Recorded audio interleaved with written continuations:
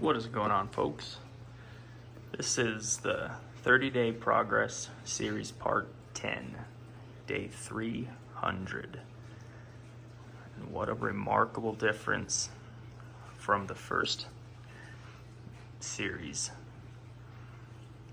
Major changes, tank upgrades, fish have grown, some have passed away, lots of new ones. So let's jump right into it. We'll start off with this guy right here. This is a Dimidiochromis kingi. Really nice blues. Got those real cool yellow spangling down his entire body. Tail. This guy's gotten a lot bigger since we got him. I would guess this fish is probably 9 inches right now. Very cool fish. Let's check him out when we first got him, and then several pictures along the way as he's progressed.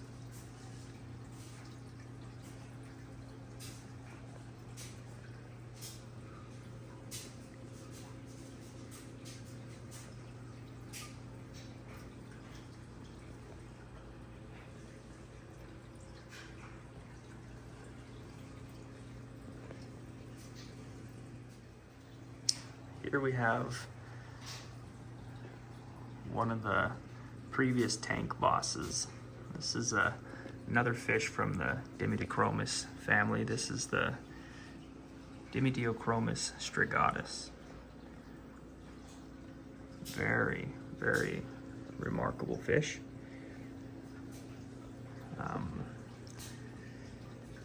Like I said, he's had times where he was the tank boss and kind of ran this thing. Was always a very good tank boss to have. He's quite mellow, just kind of kept things in order, but he's no longer tank boss. Let's check him out when we first got him and see how he's progressed along the way.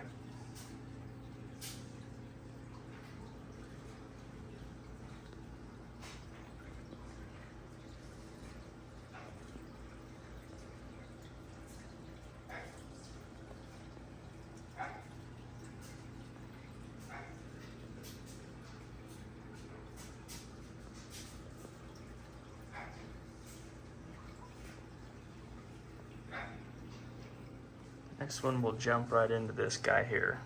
This is a big beefy boy. This is a Fossorochromis rostratus, the Malawi sand diver.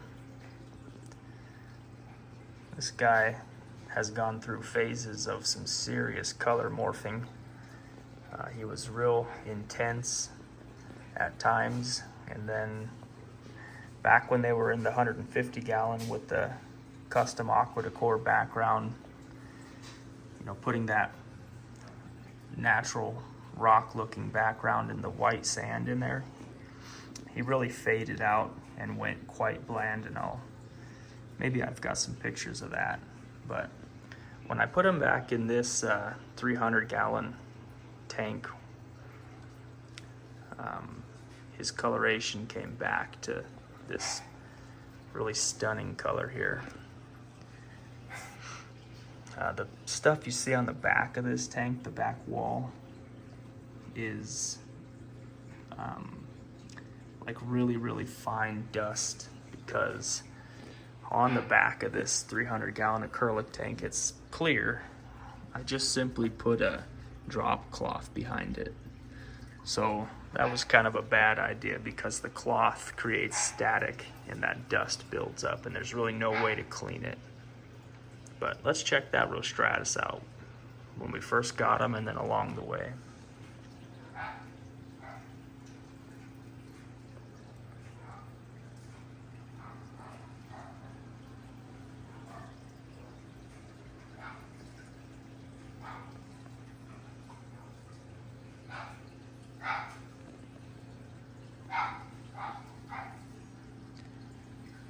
I'm gonna go let the dog in because Nala's barking. Next we'll go into this guy here. This is the Phenochilus. albino star sapphire. And that's Nala. Turd. Anyways, back to the star sapphire. Really getting some beautiful chips that as they mature, that blue just gets real deep. Like a deep navy blue. Let's check this dude out when we first got him, and then as he's matured and progressed. I'd say this fish currently is 6.5 inches or so. So it's really starting to top out in its size, you know, for a common hap.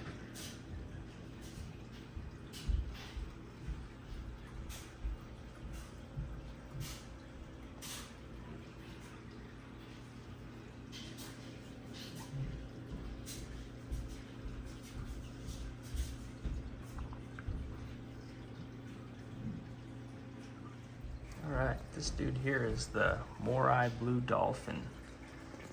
Starting to develop that hump more and more all the time. Kind of deceptively large.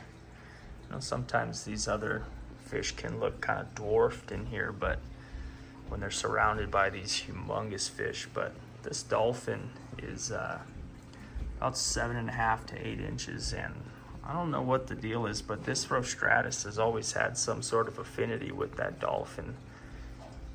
Never really picks at him or bites him or anything, but it just sticks with it all the time. I don't know if he thinks it's a female or what the deal is, but the rostratus has always had some sort of connection with this dolphin. I don't have much pictures of the dolphin throughout the time I've had him. I lost a bunch of files on him, but we'll see what we've got. Check him out.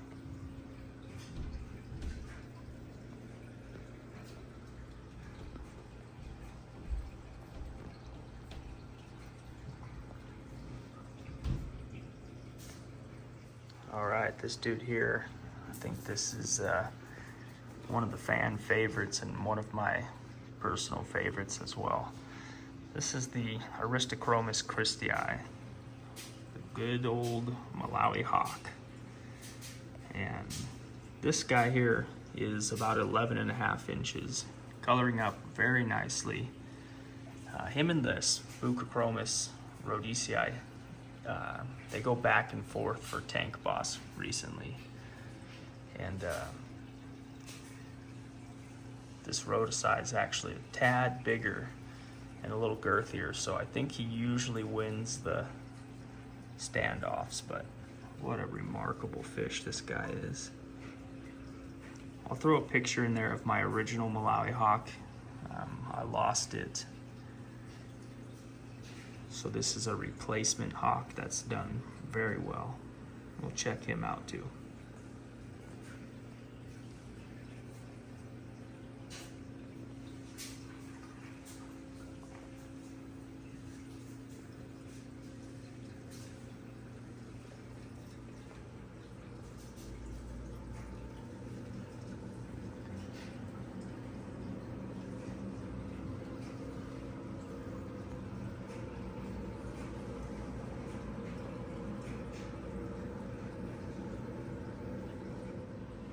We'll do this guy, stick with the similar breed.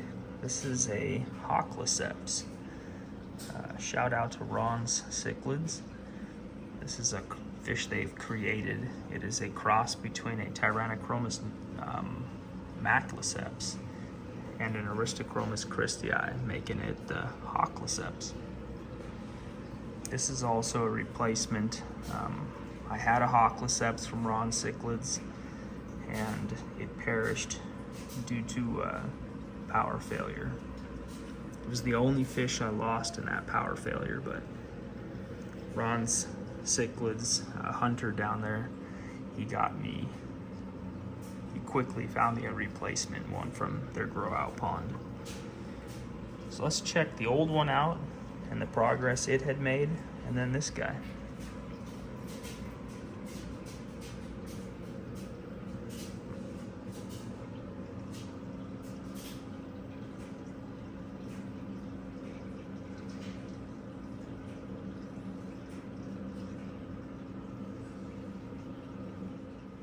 Okay, so this here I would have to say is the current tank boss. And this fish is massive. I know sometimes it gets lost in translation on the screen here, but when I moved these guys about a month ago or so, maybe a little longer, you know, I scooped them out of the 150 and put them into this 300, and while I had them out, I gave them all a quick measurement, and this guy was just over 11 inches at that time. And I know since they've been in this bigger tank, they've grown a lot. But this is the Buccochromis rhoadesii yellow. Let's check him out when we first got him. Made some major progress.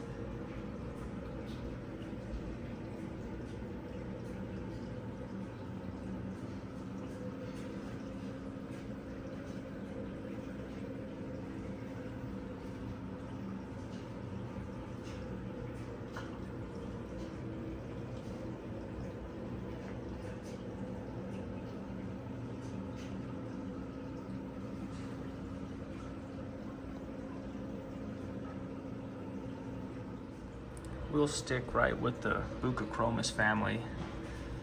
This dude here was, well, there you go. This was a highly anticipated fish for me. I had actually prepaid for one and waited almost a year to get it. He's a little small, but he holds his own. He does very well. This is the Buccochromis lepturus green.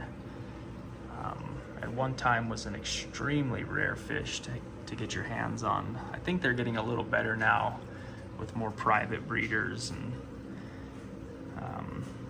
people not hoarding all the females so that you can't breed them. But yeah, let's check this dude out.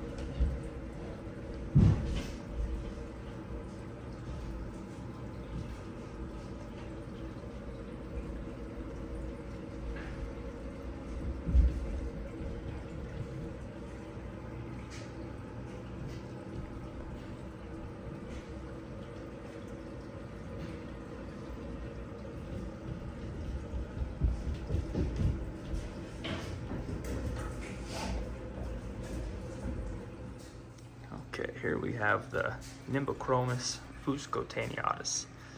It's a fusco cichlid. This dude is a tank. One of the largest fish in here. He might even be a little larger at this point than the rhoadesii, that guy there. He's definitely thicker. Oddly enough, for being a Nimbochromis, you know, they're known for being pretty hardy and aggressive. This guy's never tried to be the tank boss. I think he could if he wanted to. He's pretty intimidating. His presence is very large. But let's check him out. This guy has had probably the biggest improvements since I've gotten all these fish years ago. Let's check him out when he was a little squirt.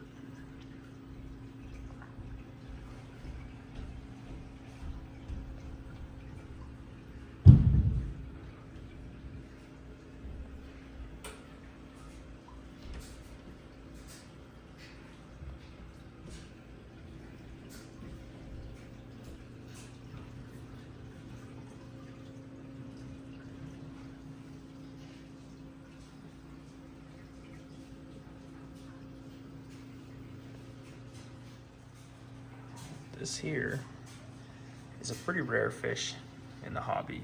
It's a Taeniolethrinops holotania. And once these guys take off, they are stunners.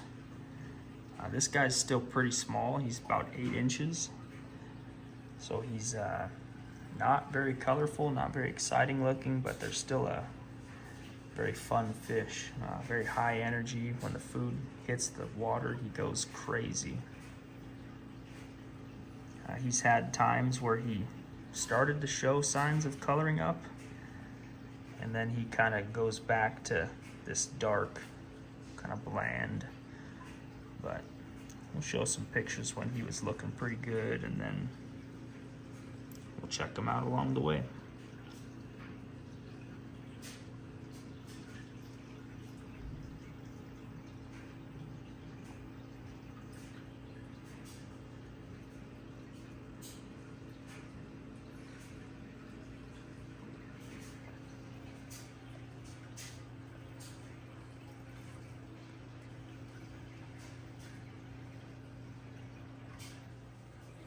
This guy here is one I'm pretty proud of. It's a Tyrannochromis nigriventer, and they're already rare enough as it is, but this one is actually a wild-caught Tyrannochromis nigriventer, so that's real exciting. I don't know why, you know, it just always feels like it adds a little prestige, but he's really starting to color up nicely. Him and the Fusco do look a lot alike, so I was worried there'd be some issues, you know, with some con-specific aggression, but there hasn't been any at all. And I think if that Fusco wanted to mess this guy up, he could certainly do so.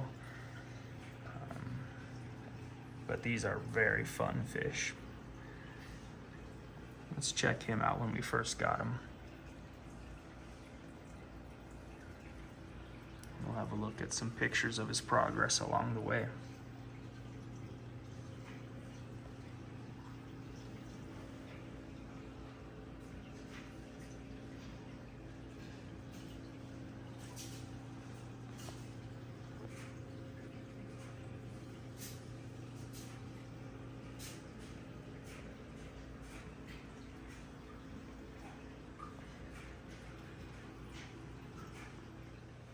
This is my Lichnochromis acuticeps, the Malawi gar.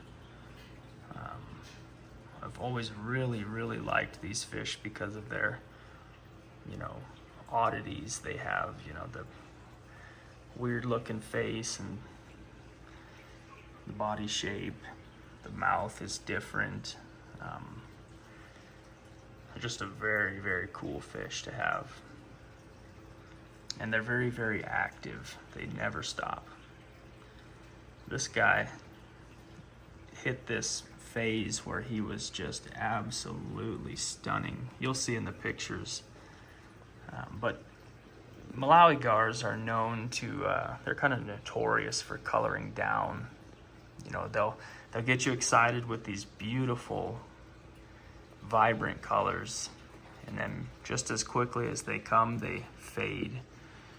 Then they may come back, but they may not. So we'll check him out when we first got him and then kind of his highs and lows.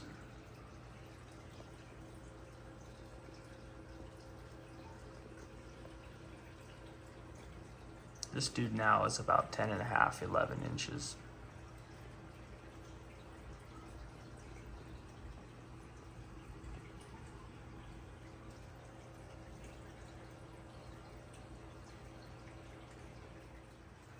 Okay, this dude right here is my favorite species of fish. This is the Champsochromis caeruleus, the Malawi trout. This dude has been an extremely long, patient wait for him to start coloring up, and I think it is finally starting to happen. His fins are really starting to elongate. He's getting hues of blue on his gill plate and side of his body. So I feel like any time now he's just gonna take off. You know, these fish are like missile shaped, you know, they're slender, but I'm telling you, when I pulled this guy out of the 150 to put him over here, he was 10.5 inches. So that color's gotta be right around the corner. Let's check him out when we first got him. He was about a 4-inch fish.